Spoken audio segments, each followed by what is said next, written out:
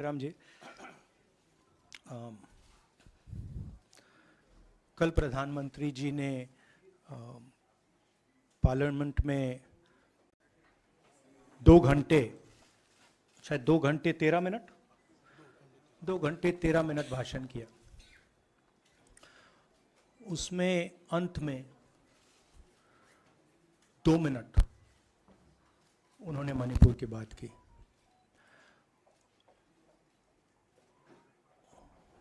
मणिपुर में महीनों से आग लगी हुई है, लोग मारे जा रहे हैं, बलात्कार हो रहा है, बच्चों को मारा जा रहा है। और अगर आपने देखा होगा कल, तो प्रधानमंत्री हंस हंस के बोल रहे थे, मुस्कुरा रहे थे, जोक्स क्रैक कर रहे थे, हंस रहे थे।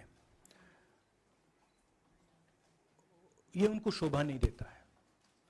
हिंदुस्तान का प्रधानमंत्री, अगर इस देश में हिंसा हो रही है, दर्द हो रहा है, हिंदुस्तान के प्रधानमंत्री को 2 घंटे मजाक नहीं उड़ाना चाहिए। विषय कांग्रेस नहीं था, विषय मैं नहीं था, विषय मणिपुर है। मणिपुर में क्या हो रहा है और उसको एकदम क्यों नहीं रोका जा रहा है, ये विषय है। मैं आपको अपना एक्सपीरियंस देता हूं, जो मैंने शायद अभी तक बोला नहीं, शायद पहले बोल देना था। मैं अब तकरीबन 19 साल से राजनीति में हूं और मैं हर स्टेट में गया हूं। बाढ़ आए, तूफान आए, सुनामी आई थी, हिंसा होती है, हम जाते हैं। 19 साल के एक्सपीरियंस में जो मैंने मणिपुर में देखा और सुना, वो मैंने कभी पहले नहीं सुना था। मैंने पार्लियामेंट में बोला कि प्रधानमंत्री जी ने, अमित शाह जी ने भारत माता की हत्या की है, मणिपुर में भारत को खत्म कर दिया है। मैंने ऐसे नहीं बोला था, ये खोखले शब्द नहीं है। मैं आपको समझाता हूं मैंने ये बात बोली क्यों। जब हम मणिपुर पहुंचे, हम लैंड किए, हमें मणिपुर में दौरा करना था। जब हम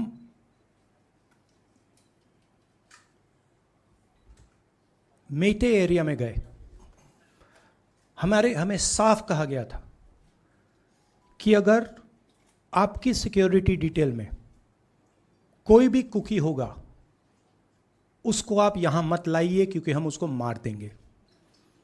और जब हम कुकी के एरिया में गए, हमें कहा गया अगर कोई मेथे आपकी सिक्योरिटी डिटेल में होगा, उसको आप मत लाइए, उसको हम गोली मार देंगे। हम जब गए, हमें मेतेज को परे करना पड़ा, हमें कुकीज को परे करना पड़ा। मतलब एक स्टेट नहीं है, आज 2 स्टेट है। स्टेट की हत्या कर दी गई है और उसको चीर दिया गया है। इसलिए मैंने बोला हिंदुस्तान की हत्या मणिपुर में बीजेपी ने कर दी है। और जब मैंने कल प्रधानमंत्री को देखा हंसते हुए, मजाक उड़ाते हुए, मैं समझ नहीं पा रहा था कि हिंदुस्तान का प्रधानमंत्री इस प्रकार से कैसे बोल सकता है। प्रधानमंत्री को यह पता नहीं लग रहा है कि हमारे देश में क्या हो रहा है। छोड़िए, नहीं जाना चाहते हैं, उसके भी कारण हैं, शायद मैं बता नहीं सकता हूं आपको, उसके कारण हैं। मगर अगर जा नहीं सकते हैं तो मणिपुर के बारे में बोले तो। हिंदुस्तान की आर्मी, आप सब जानते हो, सेना को आप जानते हो, जो मणिपुर में हो रहा है, हिंदुस्तान की सेना उसको 2 दिन में रोक सकती है, 3 दिन नहीं लगेंगे। अगर हिंदुस्तान की आर्मी को कहा गया कि यह तमाशा बंद करो, 2 दिन में यह तमाशा, ड्रामा बंद हो जाएगा। प्रधानमंत्री मणिपुर को जलाना चाहते हैं, आग बुझाना नहीं चाहते हैं। यह है सच्चाई। अब आप अपने सवाल पूछिए। Would you like me to say it in English? I watched the Prime Minister of India yesterday speaking for 2 hours, laughing, joking, lagawing naras in the parliament. The Prime Minister would say one line and the entire BJP would shout another nara. You know, the Prime Minister seems to have forgotten that the state of Manipur is on fire and has been on fire for 4 months. Women and children are dying over there. People are being murdered. Women are being molested, are being raped. And the Prime Minister of India is sitting in the middle of the parliament shamelessly, laughing. This is not about Rahul Gandhi. This is not about the Congress party. This is not about the opposition. This is about India. It's about our country. A state has been decimated. It has been destroyed. It does not exist anymore. And it has happened because of the politics of the BJP. Divide and rule and burn. That is why in my speech I said, Bharat Mata has been murdered in Manipur. It's very interesting. For the first time, the words Bharat Mata have been expunged from the parliament. It's an insult to those words. Whatever I said that is wrong. I have said Bharat Mata, which is an idea, which is the idea of India, where everybody lives peacefully, harmoniously, with affection, has been killed in Manipur. It's a fact. So, the word itself now cannot be spoken by the people of India. We cannot say Bharat Mata in parliament.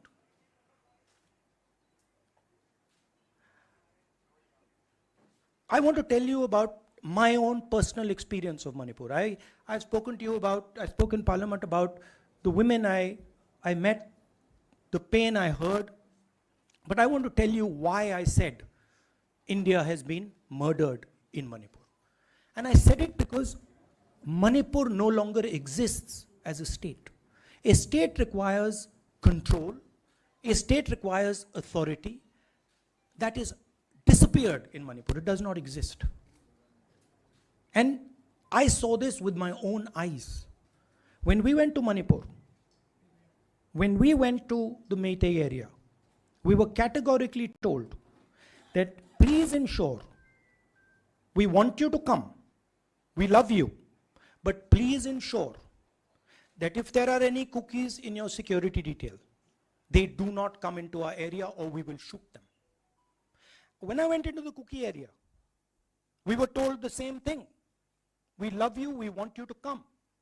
But please make sure, if there are any Meiteis in your security detail, we will shoot them. Do not bring them here. Before going to the Meitei area, we had to remove all cookies from our security detail. Before going to the cookie area, we had to remove all Meiteis from our security detail. When we went there, the security forces, central security forces, told us we have never seen anything like this. We were told it is completely outside our control. Okay? That is why I said Manipur has been murdered by the BJP and the idea of India has been murdered by the BJP in Manipur. I was not speaking metaphorically. I was speaking literally. Now, the Indian Army, it will take the Indian Army 2 days to put an end to the nonsense that is going on in Manipur. The Prime Minister refuses to stop the fire. He wants Manipur to burn. He allows Manipur to burn. Because if he did want it to stop, there are tools in the hands of the Indian government that can stop it immediately. I know.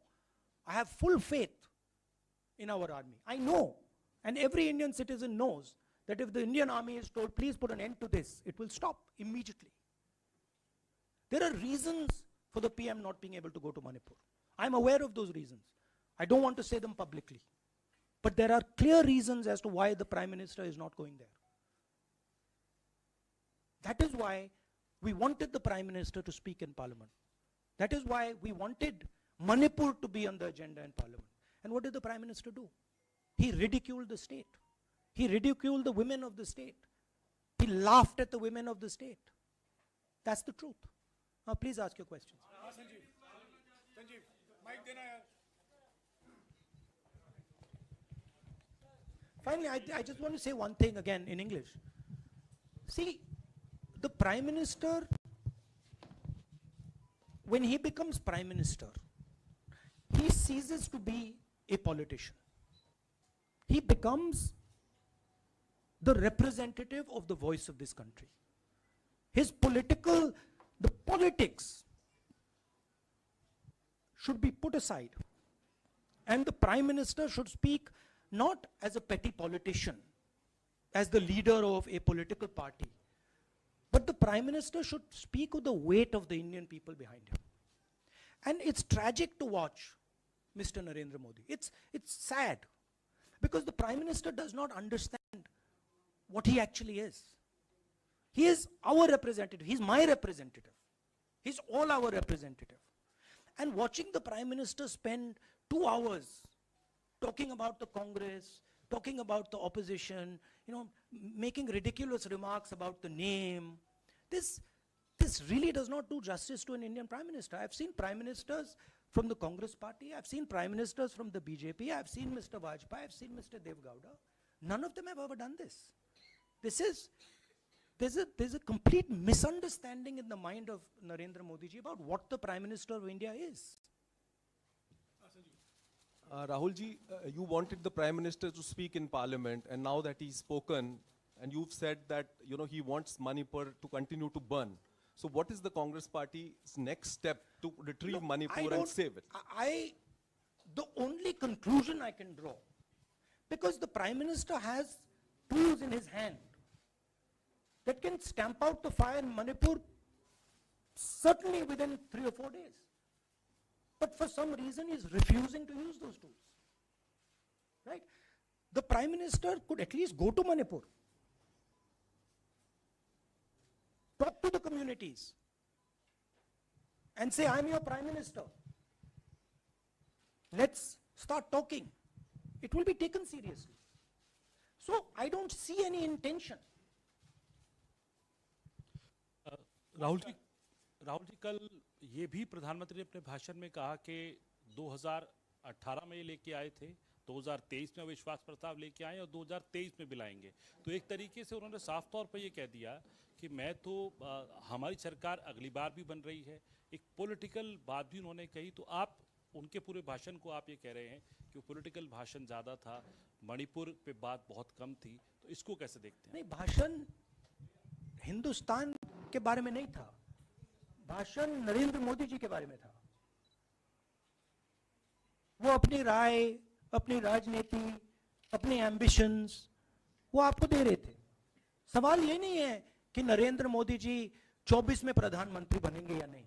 सवाल ये है कि मणिपुर जल रहा है, महिलाओं का बलात्कार हो रहा है, लोग मारे जा रहे हैं. सवाल ये है, अगर ये प्रधानमंत्री कहना चाहते हैं तो ये पब्लिक मीटिंग में कहें. मजाक बनाना चाहते हैं तो जब मणिपुर नहीं चल रहा है तो करें. बट प्रधानमंत्री को यह समझ आनी चाहिए, बात समझ आनी चाहिए कि पार्लियामेंट में जो चर्चा हो रही थी वो उनके बारे में नहीं थी, वो मणिपुर के बारे में थी. सर नमस्कार. कल प्रधानमंत्री ने बार-बार कांग्रेस का नाम लिया और ये आरोप लगाया कि नॉर्थ ईस्ट और मणिपुर की सारी समस्याओं के लिए कांग्रेस जिम्मेदार है. आप क्या जवाब देंगे? नहीं, अभी मैंने बोला ना, वही तो जवाब है. मुझे प्रधानमंत्री को जवाब देने की जरूरत नहीं है. मैं सिर्फ ये कह रहा हूं कि एक स्टेट की हत्या की गई है, भारत माता की हत्या कर दी गई है मणिपुर में. भारत माता की हत्या मणिपुर में कर दी गई और प्रधानमंत्री लोकसभा में मजाक उड़ा रहे हैं, हंस रहे हैं, नारे लगवा रहे हैं. मुझे क्या जवाब देने की जरूरत है?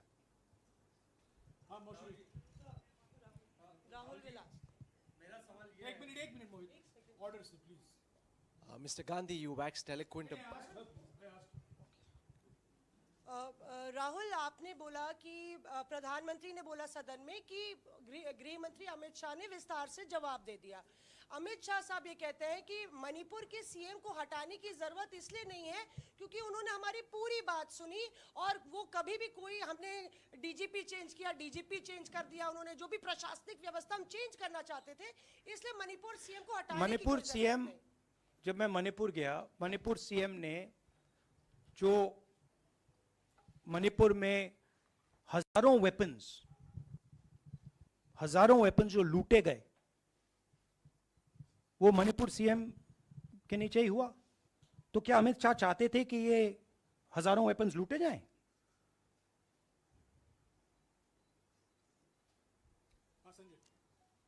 राहुल जी, जो हिंसा चल रही है, क्या अमित शाह चाहते हैं कि हिंसा चलती जाए? चीफ मिनिस्टर उसको रोक नहीं पा रहा है। अमित शाह जी कह रहे हैं कि भैया वो हमारी बात मान रहा है, तो क्या आप चाहते हैं कि मणिपुर चलता जाए? राहुल जी, एक संसद में एक नया ट्रेंड दिखाई दे रहा है कि कई सेशन से अपोजिशन के एमपीज या तो सस्पेंड हो रहे हैं या डिस्क्वालीफाई हो रहे हैं, या एक सेशन से ज़्यादा ये अपोजिशन के एमपीज का जो प्रिविलेज मोशन या प्रिविलेज रूल्स के तहत जो डिस्क्वालिफिकेशन हो रहा है या सस्पेंशन हो रहा है, इसका जो ट्रेंड बढ़ रहा है, इसको आप लोग कैसे एड्रेस करेंगे? आप देखिए, एमपीज को निकालें, वापस डालें, हमारा काम बदलता नहीं है। हमारा लक्ष्य जो मणिपुर में हो रहा है उसको रुकवाने का है। जो भी औजार हमारे हाथों में है, उस हिंसा को रुकवाने के लिए उनका हम प्रयोग कर रहे हैं और करेंगे।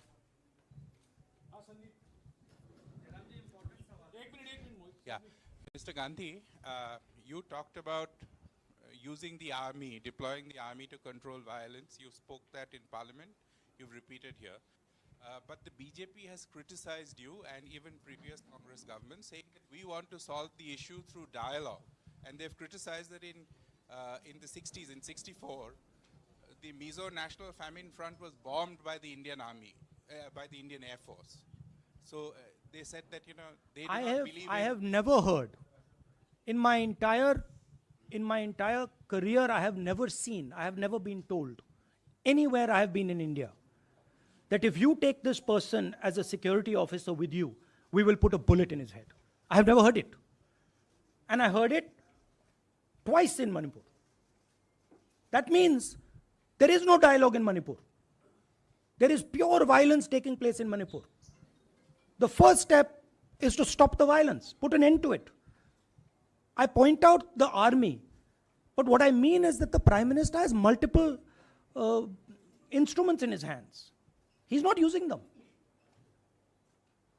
It's been burning for 4 months. He's doing nothing and he's laughing.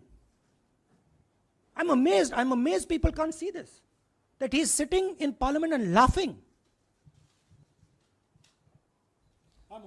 Jairam ji, Last question.